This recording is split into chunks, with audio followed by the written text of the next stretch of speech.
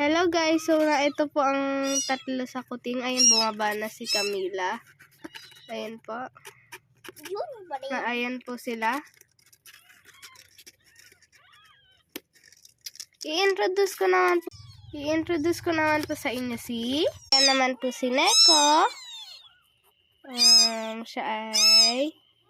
Ano kayang gender niya? Di ko pa po makita kasi po ang likot niya, oh.